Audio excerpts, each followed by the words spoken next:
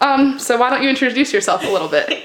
I'm Monica. I'm a senior, and I have a self-design major in multilingual speech-language pathology. Okay, so why did you decide to come to the College of New Jersey?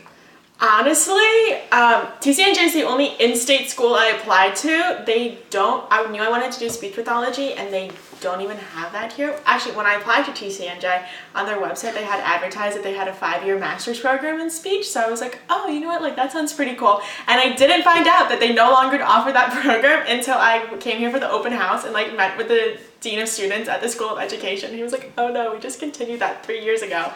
But he kind of helped me like map out like a plan, and he was like, well, you can do like a self-design major and you have like a little bit more freedom in your schedule and stuff.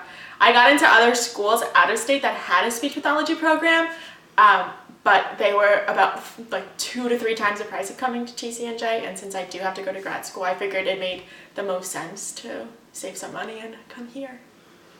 So, you did this a little bit, but can you describe a little more like the process of becoming a self-design major? Yeah, I lucked out because when I started freshman year, like my first semester, I was already enrolled in classes to like fulfill my major requirements. So speech pathology is the most common self-design major at the college.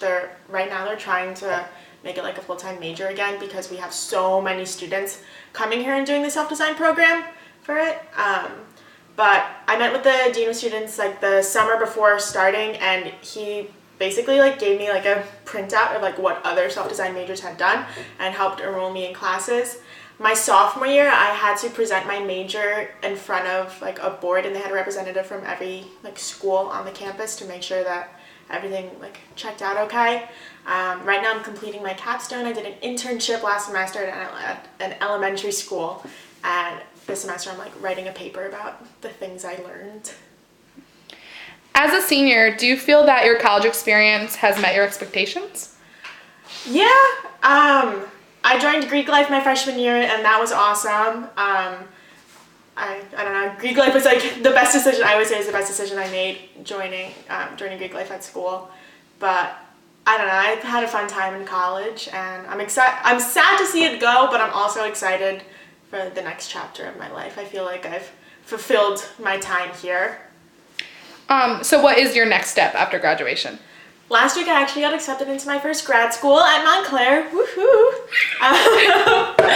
I'm waiting to hear back from the other programs, but I am planning on starting grad school when I leave. My top choice is Monmouth, and I'm waiting to hear back from them. And if I go there, I start in July, so goodbye to my summers. But basically I'll go to grad school for the next like 2 to 3 years, do a fellowship, and then start working. So are you someone that believes that college is always the answer? Like, do you believe that everybody should attend higher education no matter what, or do you think it's only beneficial in certain situations? Oh, absolutely not. If you don't need to go to college, don't go to college because it's just a waste of your money.